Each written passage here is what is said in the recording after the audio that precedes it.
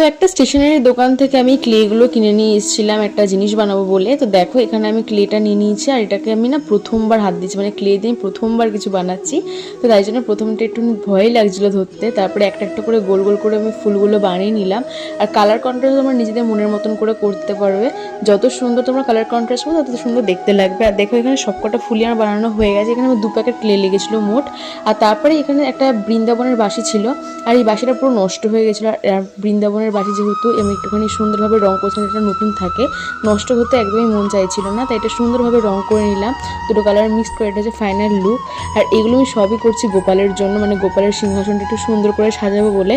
তারপরে দেখো আমি ফুলগুলো একটুখানি আঠা দিয়ে লাগিয়ে দিলাম। আর এটা হচ্ছে পুরোপুরি ফাইনাল লুক। আর পেছনে পালকগুলো আমি একটুখানি হোয়াইট টেপ, মানে ডবল টেপ যেগুলো আছে ওগুলো দিয়ে লাগিয়ে দিয়েছিলাম। আর অবশ্যই বলবো আমাকে কমেন্ট করে যে কেমন লাগছে দেখতে আমার গোপালকে। তো ভালো চ্যানেলটাকে সাবস্ক্রাইব করে দিও। রাধে রাধে।